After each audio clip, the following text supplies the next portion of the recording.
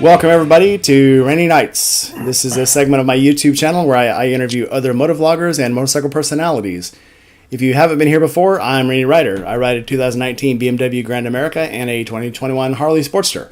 Feel free to give the channel a like and a subscribe. Tonight we have Kyle, aka Finally Cool. Where are you from and what do you ride? I'm out of Tampa, Florida. I ride a 2000 Road King and a 2002 Road King. So I have two Road Kings. Nice. So how long have you been riding? I learned to ride a motorcycle, my dad's 98 Honda Shadow 750 Ace, when I was 16 years old. Nice. Yeah. So I've been riding more than half my life now. All right. So you're down in Florida. So do you consider yourself a fair weather rider or a rough rider? Probably because I'm in Florida, it's fair weather. I mean, it's nice here all the time. Like our winters are 30 degrees at the worst, so fair weather for sure. Nice. If anybody has any questions for me or Kyle, make sure you head off, put my name where it'll highlight, and I can actually see that you're asking questions. So, how did you get into motorcycles? You said your dad had a 750 Ace, one of the original Aces. Yeah, my dad's been riding all my life. I'm originally from Monterey, California. My dad used to ride out there with a couple groups. So I've always been around it. My mom, my dad, my brother, my sister, we've always been around motorcycles. It was just a matter of time before I got into it. Yeah, my dad definitely got me into it. Nice. We got a lot of people in the chat tonight. Hopefully there'll be more. So our buddy Seven's out there. The Loose Juice, Dynapillion, My Pillion, Bruiser's here. And Motor Mortician and Mad Yankee just stepped in. So hello, everybody. Right on. All right, so who inspires you to ride? Obviously my dad, but my friends do.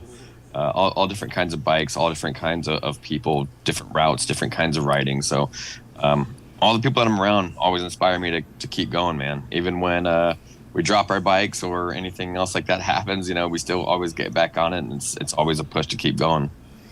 Right on. So would you rather a solo ride or a group ride? I love putting together the group rides. I've been doing that for a couple of years now in Tampa, is organizing the Sunday rides. A lot of the stuff for Forgotten Angels, the work parties, I would organize those and we make a ride out of it.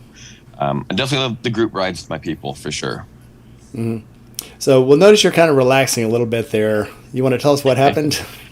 Yeah, Thursday at work, I threw my back out and I have a herniated slip disc. Which it all started at the camp out from sleeping uncomfortably on the ground. Pinched my sciatic nerve. So yeah, it went from bad to worse. So I'm tied up in bed, and I really can't move right now because the dog is laying right across me. So I'm not moving anywhere right now. Yeah, so sleeping on the ground sounds like a great idea when you first lay down, and then when you wake up 4 hours later and the rocks are hard and there's sticks under you, it's a totally different story. Yeah, you think going to bed drunk, everything's going to be fine, and you just sleep in the most awkward position on the floor, and you wake up with roots and rocks all over your back, and everything hurts.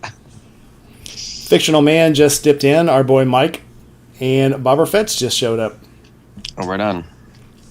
So, all right, so obviously you're probably tainted, but what is your favorite moto meetup?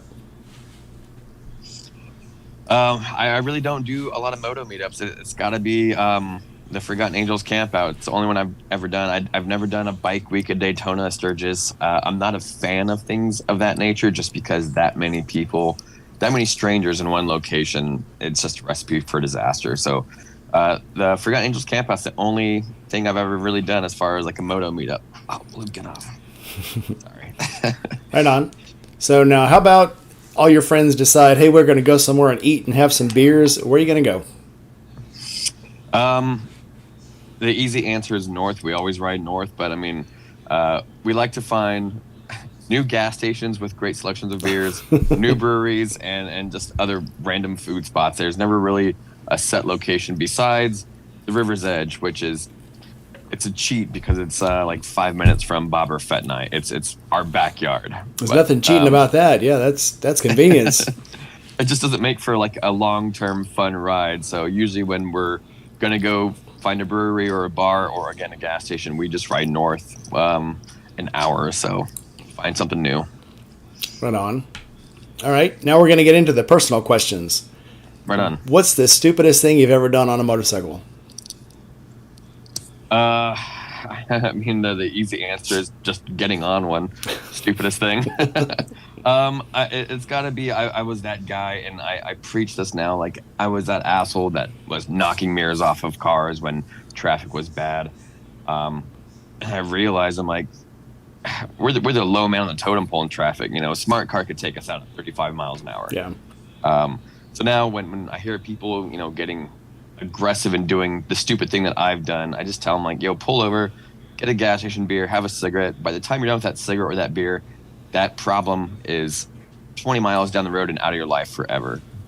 Don't be stupid, because you can knock someone's mirror off, and that's rad and great, and they just have to turn a little bit and you're fucking done. So that's got to be the stupidest thing, is just knocking a mirror off a car and out of aggression. Yeah. Yep. So the guy that designed the boots for Indy Ridge said his name is Risk Rock, and he said, "Yeah, I'm too old to get into fights anymore. Now I just tell people politely, fuck off." Yeah, man. And go my way. That's the best thing to do. So, what is your scariest moment on a bike? I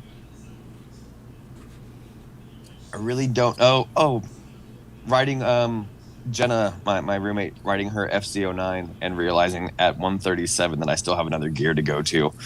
I'm like, oh, this is way too fast for me to like be comfortable. I'm not a speed freak. That's why I love the Road Kings and things like that. But yeah, being up there at almost 140 and realizing I'm only in fifth gear and there's another one, scared the shit out of me, man.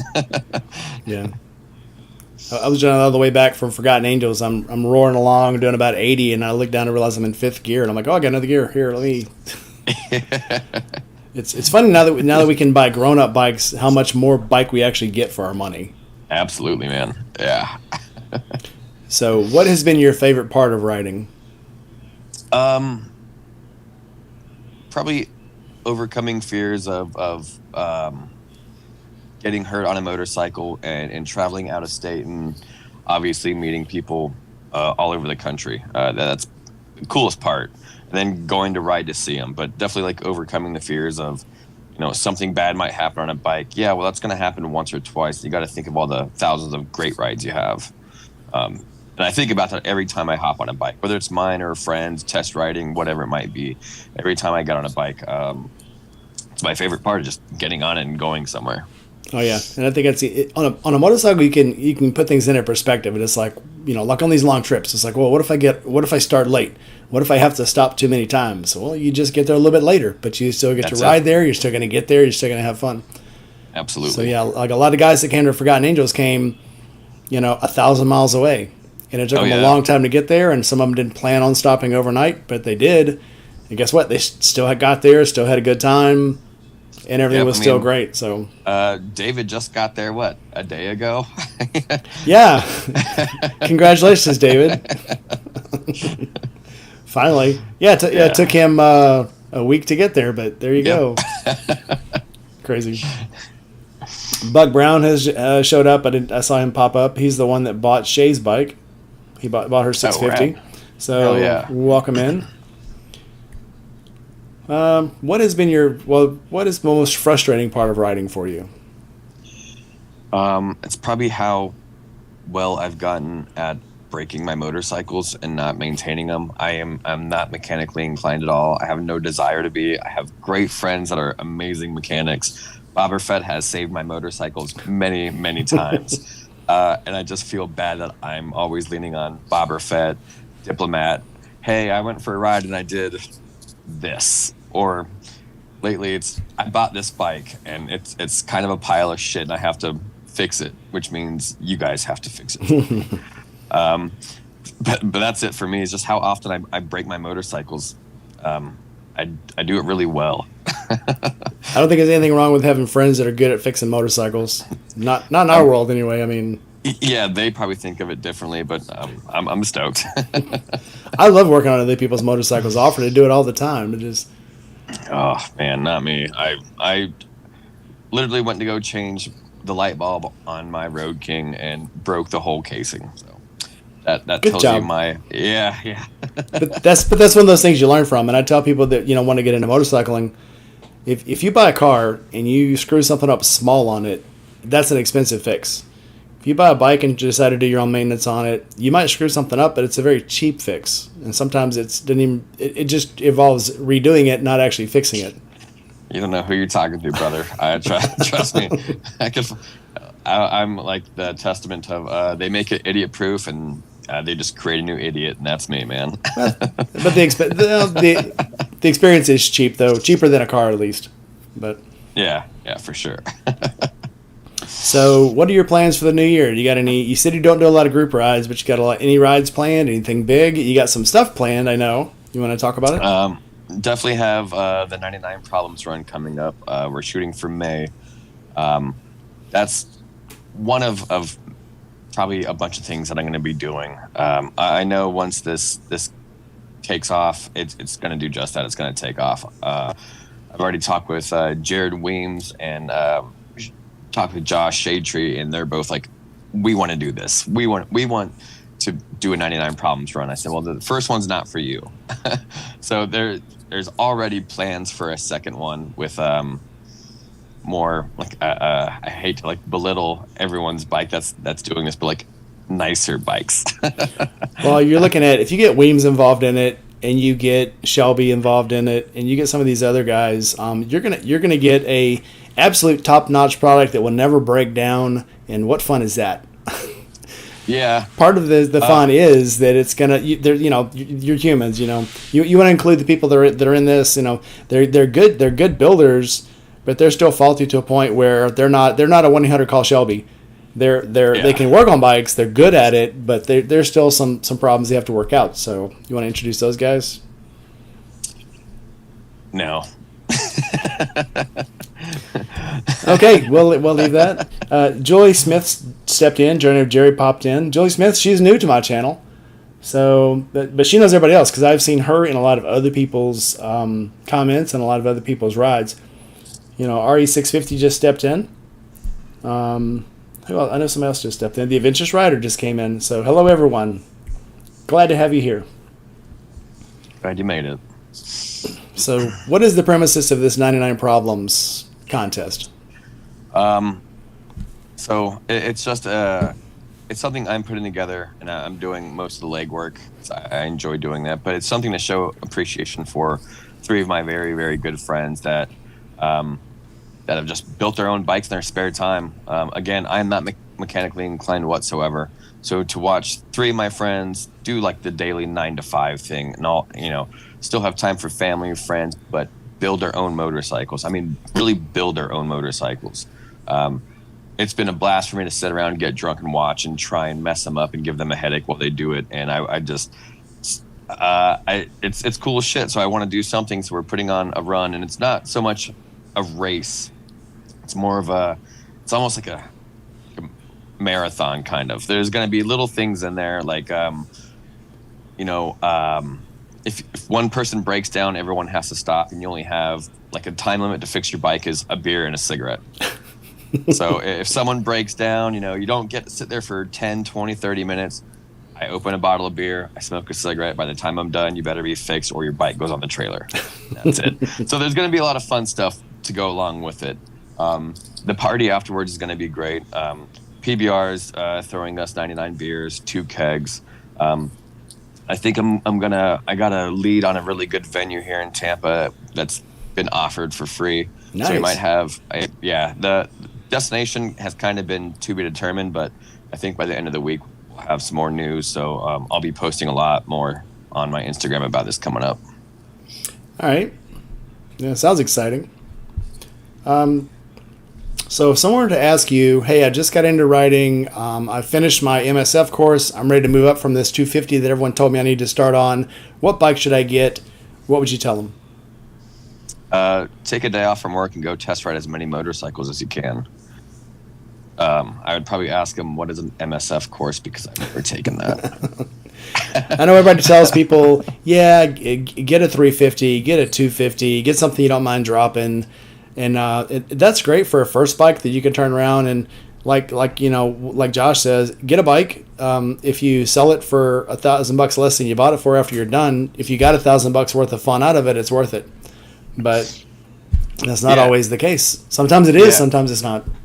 I think if someone came to me in that scenario, I'd say, let's get a beer. And I'm like, well, how often do you ride? Because if you're someone that has time off of work that can go out of state and ride, well, hey, get used to a bigger bike. Don't start on a Shadow or a Rebel or even like an 883, nothing against them. But, if you're that guy that's like, yeah, I go to Texas all the time from Florida, or I go to New York, hey, man, like get on a bagger, get on something that's going to be comfortable and you can load up. They're intimidating bikes, man. Everyone looks at Road Kings from the point of a Sportster. And like, trust me, that they're lighter, they're more agile. So it just kind of depends on what scenario that person's in is where I would guide them on what bike to get. Right on. If anybody's got any questions, throw them in the comments. Make sure you put, at Rainy Rider in front of it where I'll see it pop up in orange. And we will ask those questions. So, okay. If you could go anywhere on a motorcycle today, you don't have to start at home. You can go anywhere in the world and ride. Where would it be? If I could go anywhere in the world on a motorcycle right now, probably to my dad's house. Honestly, I mean, I know that's not very exciting, but he's the reason I ride. I'd ride over there and have a beer and get him on his bike and just go for a ride to anywhere that's open road. And that's a great thing. He's still in Is he still in California? No, my dad's he's in Florida. He's about 8 minutes down the road for me. Well, hell yeah, that's still a great thing. I mean, yeah. Again, I mean, he's the reason that I'm so engulfed in the motorcycle culture now. So it always starts with, go see the old man. Bobber Fett wants to know if you've changed your primary oil yet. Ask him if he's done it for me yet.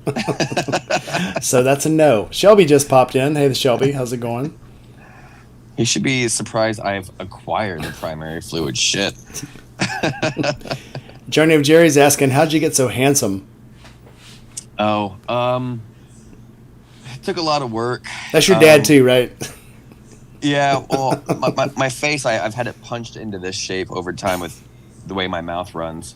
I found the best profile picture for you for the thumbnail, and I think it was awesome. And that was Kiefer's help. Yeah, he helps me look good. Yeah, he makes me want to go get my eyebrows done. I don't think I have anything else to get done, so that's all I have. Mad Yankee asks, when are you going to build your own chopper? I am not a fan of choppers. So I probably won't. I'm not a fan of choppers. If I were to do a build or anything like that, I'll tell you right now, one of my favorite bikes that I've rode in the last while is number 33, Diplomat's little sportster dirt bike. I would love to do a little dirt bike kind of thing. I really would. Also because you could go anywhere on it. So not a chopper guy. Definitely a scrambler dude, though, for sure. Oh, right on. So have you inspired anyone to ride, or I know it's not wrench, but have you inspired anyone to ride on their own bikes? Oh, I have definitely inspired people to wrench too, because they look at me do my own mechanics. Like, you know what? I have to learn because I don't want to do what Kyle's doing. Riding, yeah. Last year I taught Kiefer's wife, Tori of Tampa, how to ride a motorcycle. I've taught my friend Kristen how to ride. I've been working with Rats and Wrath, Kirby, getting her on a bike. So I definitely push people to ride. As far as inspiring, I don't know how inspiring it is. But definitely taught people how to ride and encouraged people how to learn how to wrench on their bikes properly. Right on. If you could tell a new rider one thing that you had to learn the hard way, what would it be? Riding a motorcycle isn't cheap, man. It sounds fun, but it's not cheap. As far as maintenance, costs, potential hospital bills, upgrades, downgrades, they're not cheap. And it's not anything I ever thought of at all. In 2020, I had 5 motorcycles. I thought I was the coolest shit until I realized I have to go buy 10 tires and 10 oil changes. And I got really mad and I gave 2 away. And I sold one for next to nothing. And I'm like, this is stupid. Don't own multiple motorcycles. And now I'm here with 2 Road Kings back at it again. Well, it's not that expensive if you can do your own maintenance. And oh God, this again. funny thing, yeah, we tell Aaron this all the time. Nothing at random. It's like learn to work on your own bike. You'll save so much money. But yeah, probably. I didn't spend a lot of. I've spent more. So I got the 21 Sportster, and I've put more money into that thing as far as additions and upgrades than any bike I have ever owned, ever. And just with Sportsters, it's endless. You could go forever upgrading that, adding on to it. Yeah, it's like a Lego set. You just keep adding to it, and you're never satisfied. It's too easy. The same thing I hate about them is the same thing I love about them. Is it's so easy to add stuff to it, but you keep having to add stuff to it, and then the more stuff you add to it, you need to add more stuff to it. It's like a never-ending cycle. It's just it doesn't stop. Yeah. Yeah, that's the beauty of them, I guess. It's a good thing. It's a bad thing. Well, it keeps you occupied. Yeah, if you never have money for drugs, just beer. What is the one thing people may not know about you? I don't know, man. I'm a pretty open book. I guess the easy one. A lot of people don't actually know how I'm not mechanically inclined whatsoever. A lot of people will hit me up on Instagram or ask me in person, hey, I'm doing this to a bike. And I'm like, that's cool, dude. Yeah, let me talk to someone else about it. Let me give you Bueller's email. Yeah. I'm like, so what happens a lot of times is people think that about me because I'm really good at networking. So in an instance, I'll text Boba Fett or Diplomat. And then I answer someone's question like, "Oh, thanks, dude. You really know your shit." I'm like, "Yeah, I sure do." Keep believing that. Yep. Yeah. Sydney says we need to have a communal garage with a few lifts that we can rent and use the tools there to work on there, like Repstar Garage. Yeah. And there should be a minibar in the corner. There we go. I think that's Ethan Marshall just stepped in. Hi, you. Welcome aboard. A new face. Gma Rides just popped in. We're going to get her to the next camp out. I don't see any way around it now. She's got to go to the next camp out. Yeah, man, October. I'm stoked for it. Yeah. This one just ended. I'm ready for the next one. I just want to go. I say, as I'm still like literally healing from the last camp out, laying tied up in bed, I'm already ready for the next one. Yeah, I just washed my bike and got all the Florida grime and dirt off of it today, and I'm ready to take it back down. My tent's still in my car. I haven't even taken it out yet. Oh, I haven't taken mine out. Yeah, mine's still on the bed. I need to shake the sand out of it. Yeah, man. Caterpillars. Oh, well, yeah, the inchworms are everywhere. They weren't this bad last year or last March. So no, they weren't. But that's weather for you. Yep. All right, if you could go buy any bike right now, what would it be? But you had to own it forever. That's a good question, man. Any bike, new or used? New or used, but you had to keep it forever.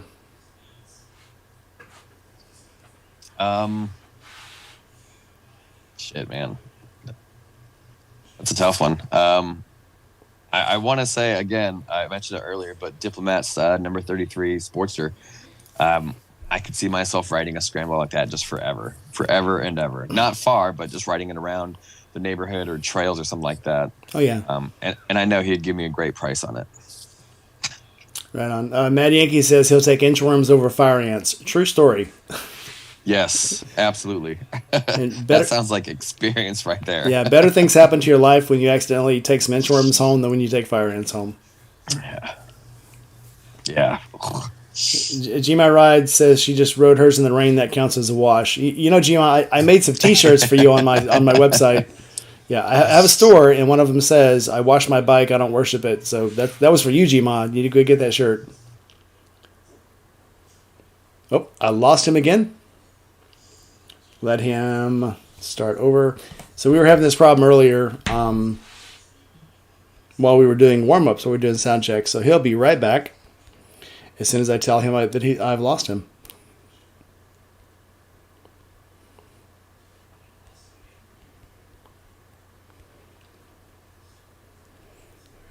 So let him log out and log back in. So, yeah, you guys want to drop in the comments there what your favorite bike would be. You guys can answer these questions in the comments, too. I like having all the comments going on in the comments. He's coming back. Give us a second. Hey, everybody. Well, if you haven't, go check out my Rainy Rider shop. Links in the comments or in the descriptions below. I've got t-shirts, mugs, no hats, no aprons. Although I do cook, I might put an apron on there. They give you a weird list of things when you open the shop, like book bags, backpacks, cooking aprons, face masks, weird stuff. But I chose t-shirts, hoodies, and buttons, things that I know people will actually want to wear. But is what it is. Yep. It's Blockhead's fault that we lost connection. He may be back shortly. Beer cozies? I don't know. Let me look through all their stuff. Maybe there are beer cozies. I need to pick them. All right, he's back. Here I am. Where were we? Okay, we're at number 33 bike. You said you would get that one. Yeah, for sure. So as I was trying to reconnect, I also thought of another bike.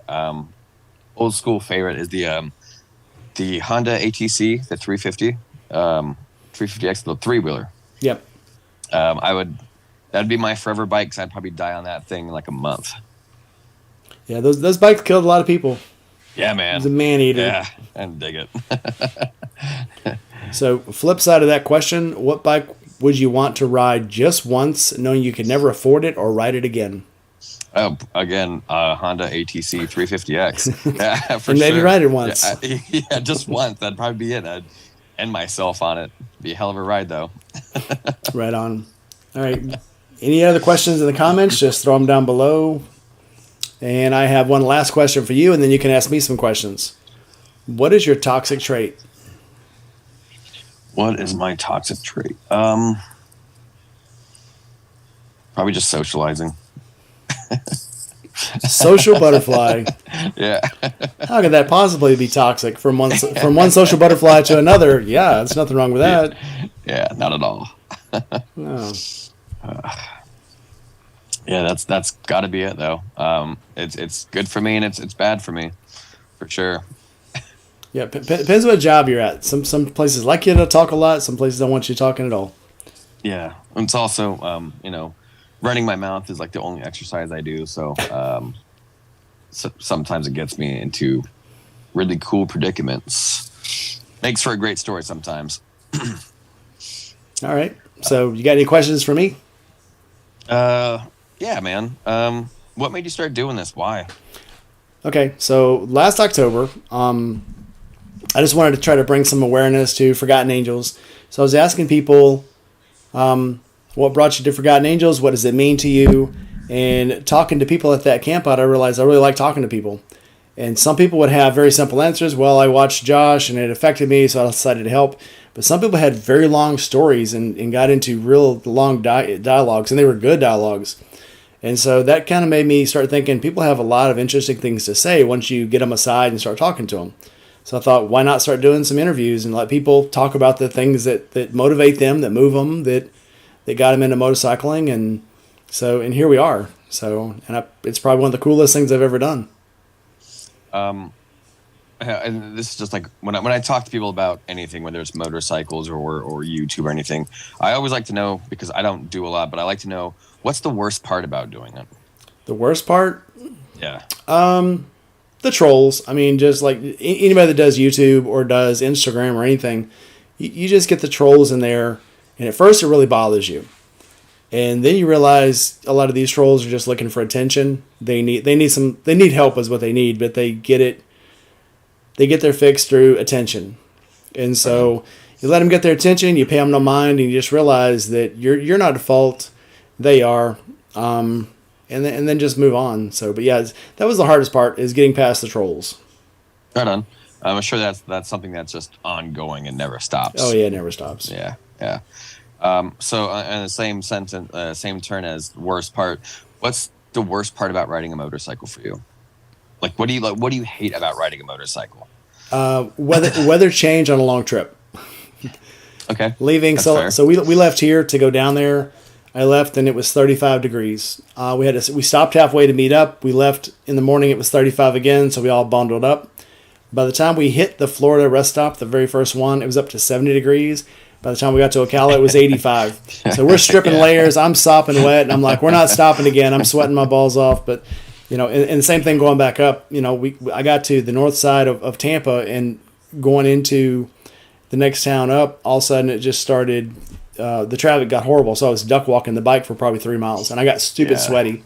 And then by the time I got to Atlanta, then it got cold, and I still had all the sweaty clothes on, and there's nothing I could do. I couldn't add any extra layers. So, yeah, the weather changes, I think, is the hardest part. I don't know how, like, a 7th Sentinel always. I mean, she comes from where it's, 20 degrees, and so did Aaron. Nothing at random came from, it was 20 degrees when they left. When they got to Florida, it was 85 degrees. So they had to bring probably everything in their closet, winter wear, Hawaii wear, Alaska wear. So, yeah, that's the hardest part. Right on. Yeah, pretty fair. Yeah, that's all the questions I have for you, sir. All right. Are you going to be down for the 99 Problems run? I am going to try to make it. So my job is being a little hairy right now. They were pretty mad that I guess not mad, but it was like, it was strange to come back. My vacation, but now I feel like I have to make up for being gone. So that's just a weird thing. So we'll see. Hopefully before then I can monetize YouTube and I don't have to worry about it. I can just come on down. Hey, there you go. And I can make a video that says, I quit my job and went to Florida for the 99 Problems run. Hell yeah, man. I dig it. So Gma, buy that t-shirt. You're helping me. Any other questions for him before we close it out?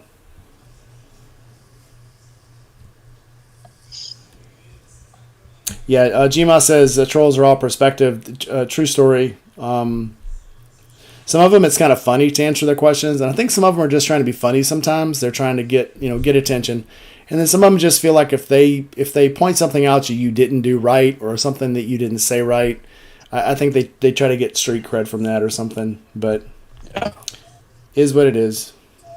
Yeah, that's the internet, man. Yep. All right, so we're going to go ahead and draw to a close. Thanks everybody for coming out. I had fun. Kyle, did you have fun? Yeah, absolutely, man. Yeah, thanks for doing this. So let's start our outro music. Wait, Fade to Black. We're gonna play Fade to Black by a guy that I used to be on a ship with. Oh, I'm losing Kyle again. No, you're not. I'm still here. Yep. Nope. I lost you. I got your voice. You can keep talking if you want to. Right on. Well, again, thanks for doing this, man. Thanks for having me, and I hope to do it again with more updates on the 99 Problems run. All right, guys. I hope everybody had fun, and I will see you tomorrow night. So tomorrow night's going to be a little later. Again, I have to go to work and make up for being gone for a week. But tomorrow night, I'm going to have wind road therapy at 8 o'clock Central Time. So I hope to see you guys there. All right, man.